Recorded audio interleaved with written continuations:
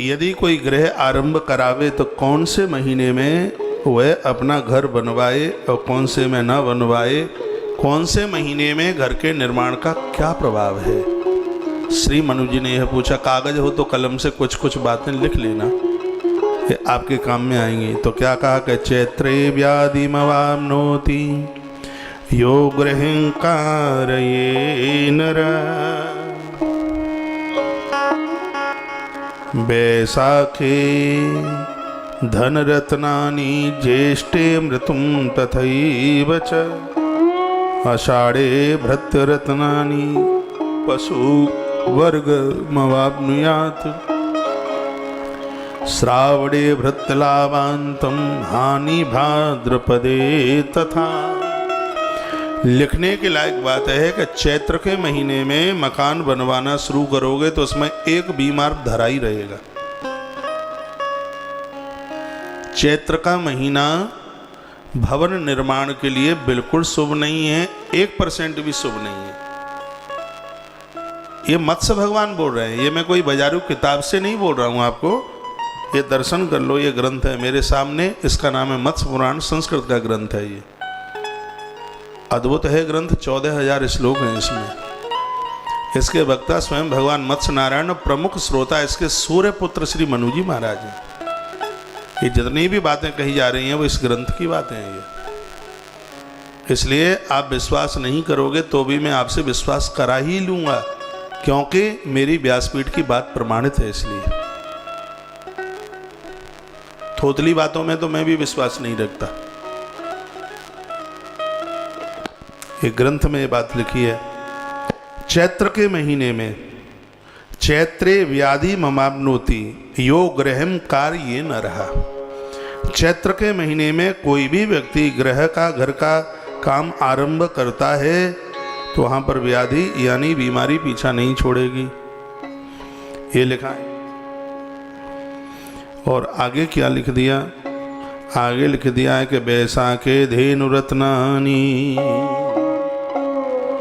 वैशाख मास में जिन्होंने अपना भवन शुरू किया है, इस घर में जितने भी बंदे बंदियां रहेंगे उन सबको गौदान करने का पुण्य अपने जीवन में प्राप्त होता रहेगा। उनको गौ रतन की प्राप्ति, गौ यहाँ पर सतोगुण से जोड़ा गया है। वैशाख के महीने में जिन भवनों का निर्माण होगा वह इस घर में रहने वाले लोग क्रोधी नहीं होंगे, मानसिक बीमारियां नहीं होंगी उनको, उन्हें गौदान जैसे दिव्य दान करने के सौभाग्य प्राप्त होते रहेंगे। क्योंकि गाय को धन माना गया, गौ धन, गज धन, वाज धन और रतन धन खान। सबसे पहला धन तो गौ धन, गाय को धन कहा।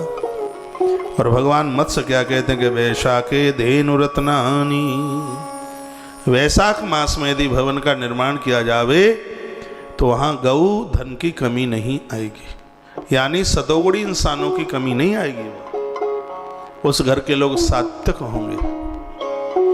अब जिनके बन गए हैं वो क्या करें, इसके लिए भी उपाय बताए जाएंगे। पहले अभी ये सुन लो, बात समझ में आ रही है? थोड़ी बहुत आ रही हो तो गर्दन यूं करो, नहीं आ रही हो तो यूं करो।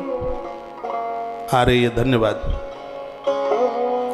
तो चैत्र में व्याधि, वैशाख में गौधन यानी बिना क्रोध करने वाले लोग उस घर में होंगे। और आगे लिखा हुआ कि ज्येष्ठम मृत्युतम तथैव च, ज्येष्ठ मास में मकान यदि बनवाना शुरू किया है तो परेशान होकर उस घर में कोई आत्महत्या भी कर सकता है, किसी की मृत्यु भी हो सकती है, उस घर को छोड़ छाड़ करके कोई बाहर भी जा सकता है। ऐसे घर में केस मुकदमे भी लग सकते हैं। इसलिए जेठ का महीना तो 1% भी शुभ है ही नहीं। ज्येष्ठ पूरे 30 दिन खाली है ही नहीं। भवन निर्माण के लिए मत्स्य देवता ने निषेध कर दिया, बाईकाट कर दिया बिल्कुल। ज्येष्ठ महीना, जेठ के महीने को वर्जित किया, चाहे वो निर्जला एकादशी हो चाहे गंगा दशहरा हो, कुछ भी हो। जेठ के महीने को मत्स्य नारायण ने अपनी डायरी से अलग कर दिया। जेठ के महीने में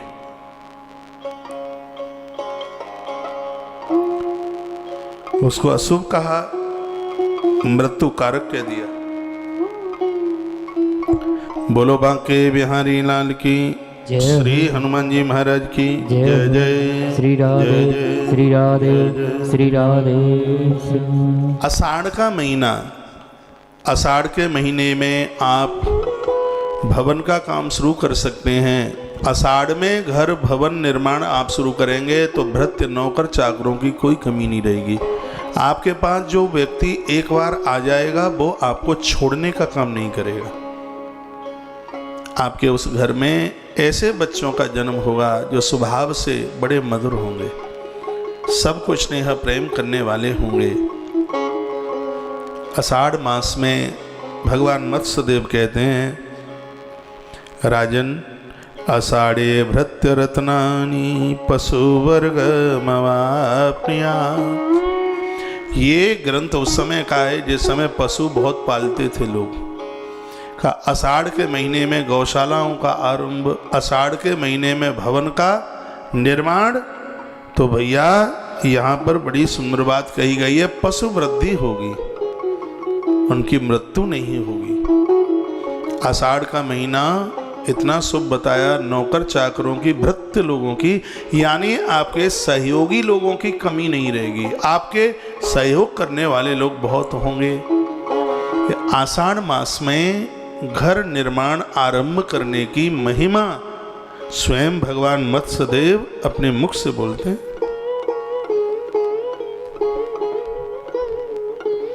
ये कथाएं कहाँ धरी हैं, नहीं मिलेगी। रुपया 21,000 दे आना, वास्तु शास्त्री को नहीं बताएंगे वो इतनी बातें, कहाँ बताएंगे। ये सब हमारे सनातनी ग्रंथों में भरा पड़ा है। मत्स्य पुराण ने तो हल्ला बोल कथा कह दी, बड़ा आनंद आया। श्रावणे आषाढ़े भृत रत्नानि पशुवर्ग ममाप्नुयात्। श्रावणे भृत लाभान्तम हानि भाद्रपदे तथा।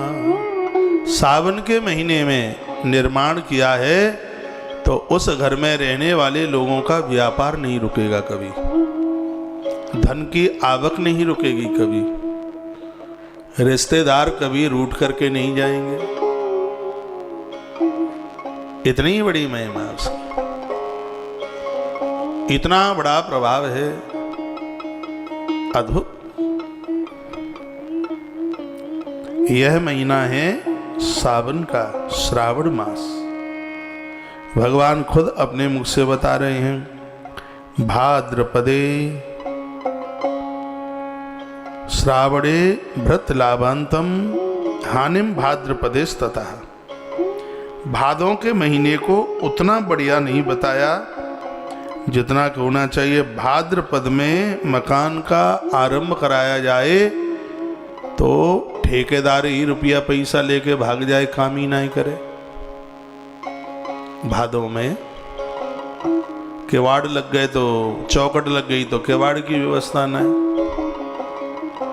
दीवालों पर प्लस्तर हो गया तो रंग पेंट की व्यवस्था नहीं।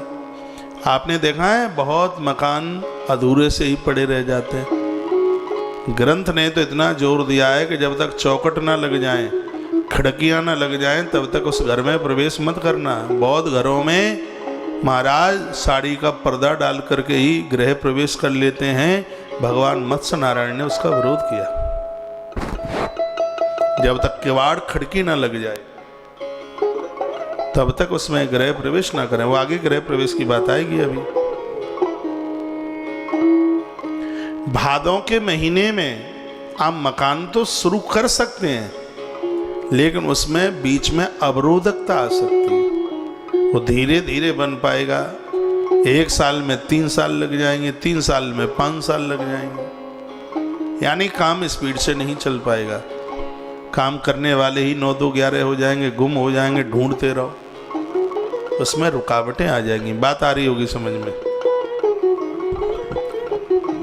तत्पश्चात अब अगला महीना कौन सा आ गया? भादों के बाद में क्या आता है? क्वार। बोलिए बांके बिहारी लाल की। पत्नीम्ना सुष्वने विंधात कार्तिके धन्यस्तता। भैया क्वार में भी मकान का काम शुरू मत करना, नहीं तो जा घर की स्त्रियां रूठी बैठी रहेंगी, मोह लटकोई बनो रहेगो। भगवान कहते हैं क्वार के महीने में मकान तो बना सकते हो, लेकिन आश्विनी मास में बनाया गया मकान, यहाँ इस घर में रहने वाली स्त्रियां गरम दल की नेता होंगी, झगड़ा करेंगी, इसमें रहने वाली कलह करेंगी, उनके मुंह रूठे ही होंगे, ऐसी पोजीशन होगी। इसलिए तत्पश्चात फिर आगे कह दिया है कार्तिका धन धान्य कम। कार्तिक का जो महीना है पूरे 30 दिन कार्तिक मास में घर का निर्माण आरंभ करने पर वहाँ धन धान्य की कोई कमी नहीं रहती। भगवान मत्स्यदेव कह रहे हैं, ये भगवान मत्स्य नारायण की आवाज़ है। बड़ी अच्छी अच्छी बातें कही हैं प्रभु ने, आनंद आ गया सुन सुन के। भूख प्यास सिगरी चली गई जिन कथने सुनत सुनत।